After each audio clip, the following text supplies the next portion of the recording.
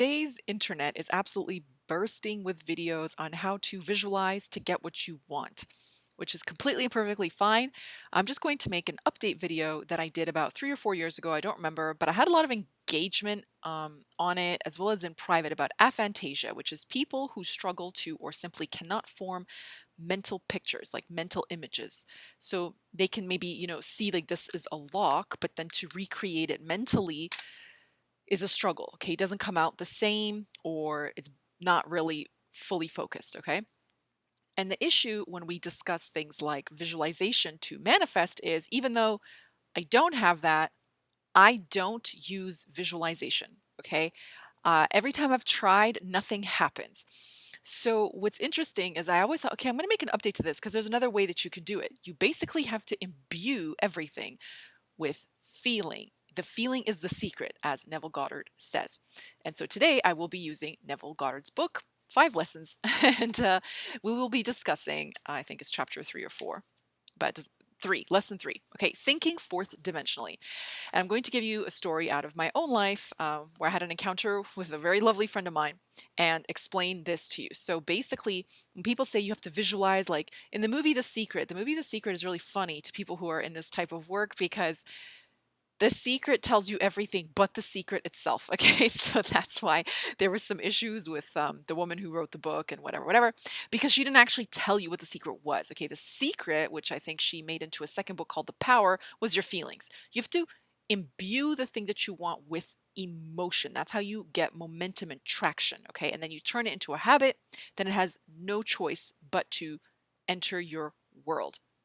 So, anyways, if you'd like to learn more, you can find me on Patreon under Guru Grit, TikTok, Instagram, here, obviously. So, the first thing is if you think about something like magic or ritual, okay, I want to demystify the word ritual. Ritual is simply what human beings do to get what they want. Okay, if you want money, you go to work, that's a ritual. You want to be healthy, you eat a light breakfast, that's a ritual. Okay, it's nothing like perverse or debased. Okay, it's just what you do consistently, like a habit. And the first rule of magic, or basically ritual, is arousal. You have to be in a state of arousal, not sexual arousal in the way that people think. That's like a misuse of creative force, as Edgar Casey says it. You have like arousal is effectively a state of hypnosis. As someone who's had hypnosis done on them, self hypnosis for years and paid professional hypnosis for months, listen to me. This is easy. You could do this yourself. You don't need any of that, okay? Unless you want to. You don't have to, but I'm just telling you, I'll try anything. I'll try anything to figure out why we're here and how to use our minds. But to put yourself in a state of arousal is basically like a spell. You become spellbound and really engaged. You become enthusiastic about the thing that you want, okay? So I discuss the difference between wanting and knowing what you want and don't want a lot on Patreon. I touched upon it in a previous video as well on here, so you can just go watch that. I think it's the last one, Method of Transformation with Edgar Casey. So once you've gotten that down, say, now I really want this thing. I have to imbue it with emotion. What a lot of these videos tell you is you have to visualize it. First of all, some people can't. Secondly, it just doesn't work for a lot of people. It's not that they have an untrained mind, but it just doesn't like evoke that feeling. So for me, when I visualize it, it's like blah, blah, blah. It's like watching a movie. I can't really, just doesn't get my juices flowing. And I've discussed this a lot on this channel and on TikTok. TikTok. TikTok, it's time for bed. I'm burnt out. My spiritual medium is vibration. So I mean, everything is a vibration, but it's sound. It's particularly like sonic aesthetic. Like there's just something to people's voices I pick up on very quickly. If they're honest, if they're hungry, if they're content or discontent, there's just something. I was like that as a child. I knew which teacher was going to be a problem the moment I heard their voice. There's just something in music. I can tell I want to listen to that. I don't listen to that. I like that artist. I wouldn't trust that person. There's just something. Everybody has something though. That's the thing. Neville Goddard, in one of his lectures, I wish I probably should have looked up the name, but he says that you have to train your senses. We are basically enslaved by our senses on this realm of existence. But the thing is, they're not really real. It's our perception of them that's real. So in this chapter, I'm going to read a line to you where he says, The past and the future are 100% imaginary, but we kind of concur more on the past basically because we can like draw up evidence that we've all agreed upon, okay? And we just roll with that as real. But when you say to someone, I'm imagining my future, I'm creating a better life for myself, like Joe Dispenza talks about, people are like, that's crap. But why? If your memories are valid, but they're all in imagination, why can't your future be just as valid? This is my question. This is what I'm curious about. So I'm going to read a little bit to you and then tell you a story about my friend. So here he's, and I highlighted it. Okay, so anyway, to the natural mind, the past and the future are purely imaginary. In other words, my past, when I use the natural mind, is only a memory image of things that were. And to the limited focus of the carnal or natural mind, the future does not exist. But that's kind of a good thing. It's like a blank canvas. So you can project your ideal future using the same faculties that you use to remember the past. Now, you don't need a visual imagination for this. People hear a song or they say that scent is really strongly linked to memory. So if you're trying to create a new future, you can use any sense to do this, all right? And I'm proof of this, and I'll tell you in a minute. So here he says, to the Christ mind, the spiritual mind, which in our language we will call the fourth dimensional focus. Okay, so it's the reason it's fourth dimensional is you're not trapping yourself here where everything's like fact-based and can only be determined by what already was, okay? He says, moving on, it takes in the entire array of sensory impressions that man has encountered, is encountering, and will encounter. We can create a new approach to life if you and I would spend a few minutes every day in withdrawing our attention from the region of sensation and concentrating it on an invisible state and remain faithful to this contemplation, feeling and sensing the reality of an invisible state. We would in time become aware of this greater world, this dimensionally larger world. The state contemplated is now a concrete reality displaced in time. Tonight, as we turn to our Bible, you would be the judge as to where you stand in your present unfoldment. So as you know, he taught from the Bible. Okay, so thinking fourth dimensionally. So let's start there. So I'll tell you, I told you sound works for me. The thing is, he said, spend a few minutes every day, da da da. So sometimes I pray like I was taught to pray, which is not as effective. But when I pray in the Neville way, what tends to happen is people who have had mystical experiences, as you know, sometimes you're just a vessel. So it's beyond my control. Like I can't predict the day or the time. I don't know. I just know it's going to happen to you. I don't know how or when, or if it doesn't, there's a better reason why it didn't happen. But it's quite spontaneous. Like you can't really control it. He talks a lot about that in his teachings, like in terms of timing. But senses are very important. So for me, I hear the voices of people. Okay. If I don't know what they sound like, I just pretend I am just spilling blessings on them, like, oh, congratulations, I'm so happy for you that you got engaged, I'm so happy about your pregnancy, I'm so happy the birth went well, oh thank God, oh thank God, thank God, thank God, you got the house, you got the apartment, you got the car, you passed your exam, perfect, perfect, clean record of health, like perfect, everything's perfect. Okay, so I can use my own voice or I can hear another person's voice, but I don't have to have a mental picture. It's just blank. It's just black. I'm just suspended in space and time, effectively talking to myself, talking to another person, or they're talking to me, or both. So I'm explaining this to a friend. She knows I'm super into this stuff, but she goes, okay, tell me something I could do. I want to go on a date. And I want to be really specific about something I want to experience. I want someone to call me beautiful before they ask me out. That's what she said. I was like, you can have that. That's not a problem. Of course you can have it. She said, okay, what do I do? Because I told her about this stuff. And she says, I can't really imagine. Like, it just doesn't like do it for me. I said, me either. But in this lecture, Neville explains we have 5 senses. And every single person has one dominant sense. But that's something no one's ever explained to me before. So I've been trying to like visualize like a goof this whole time. With like fruit, it was fruitless. So I always say to people when it comes to like spiritual matters, it's not the method. Either you're using it inappropriately or it's just not for you. Okay, you are just spiritually compatible with certain things. So this is where I went wrong, and this is why I'm telling you that I learned.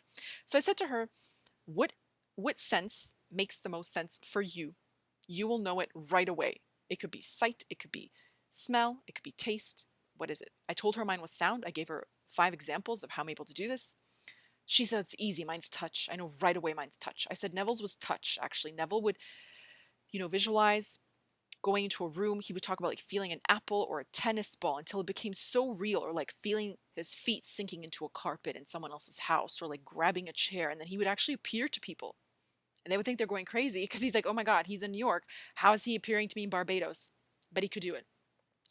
So my friend is a martial artist and a dancer. She's a movement specialist. She does qigong. She's done every kind of martial arts you can imagine. I mean, she does like Filipino stick fighting, Balinta walk. She does everything. Okay, there's like nothing she hasn't tried. She's done Krav Maga. She's done karate. She's done it all. She's a personal trainer. She's gonna be very highly specialized in movement. She knows how to read people's bodies very easily. She picks up intuitively, very, very easily what they need. Like I can do with sound, people can do with sight or smell or sense, like gut intuition. She can just see what's wrong with someone, just the way they like stand or move. Okay. She's very, very advanced, very advanced. I said, then use touch. When you go to bed, use the sense of touch. Is someone opening a door for you and putting their hand behind your back? She wanted a date. That was what it was. What is it? Are they shaking your hand? Are they greeting you? But don't take it from the beginning. Take it to the end. Neville says, live in the end. Live in the wish fulfilled. So she said, oh, I would love a hug, like a good hug, at the end of a good date or something like that. Like she goes, I can just feel the pressure. It's very easy for me because I'm touching people all day and I fight. I get touched. I get smacked. I smack others. I said, great, do that. I'm not joking. This was a Thursday. It was a Wednesday. So it was a Wednesday. And on the Thursday, she met someone and they asked for her number. But this is where it gets crazy.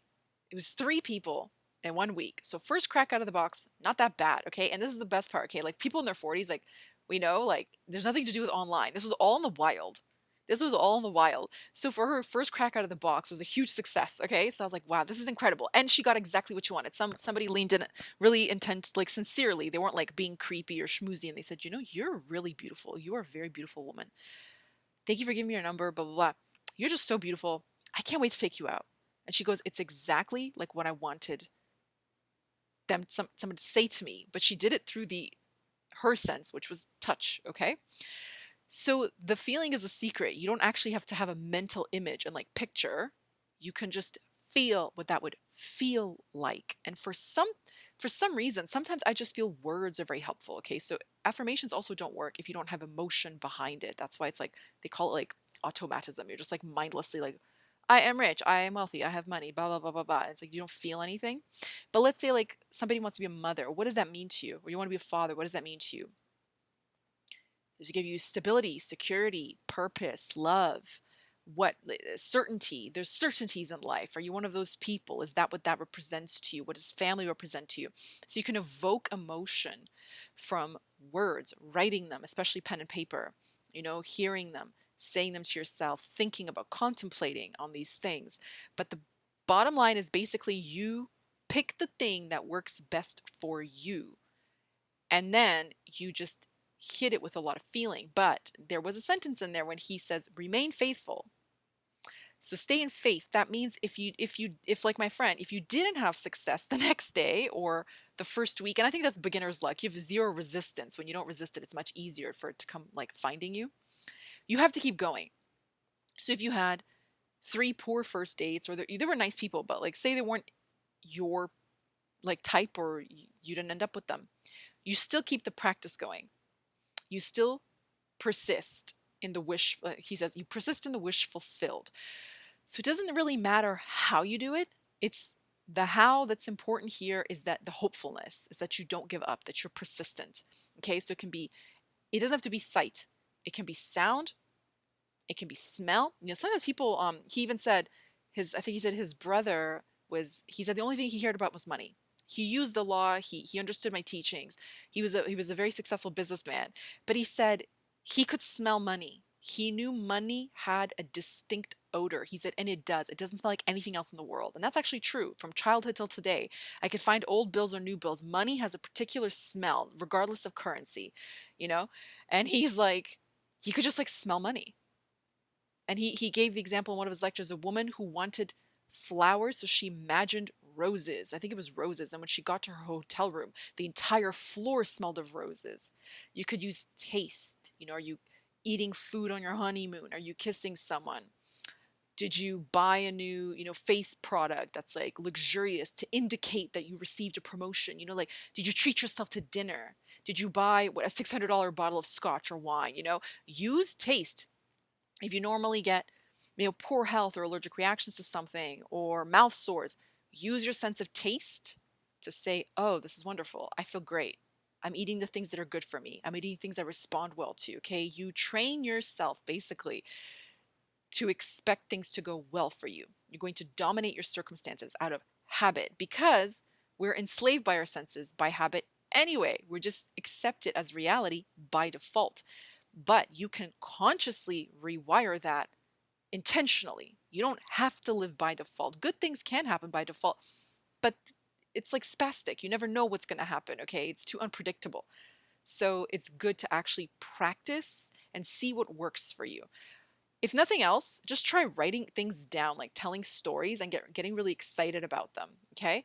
So I would try again. Sound, you have smell, you have taste, you have touch. I have found touch is an interesting one, okay? So I think touch tends to resonate with quite a few people, especially in certain professions like nursing, where they touch a lot of people every day, masseuses, chiropractors, um, even people who are really like my friend. She's very tactile. She's really good. Like she can just like see something. She took a knife making course over the winter, and she made a knife like a dagger. She's just like she could just see something and kind of like she's an amazing cook.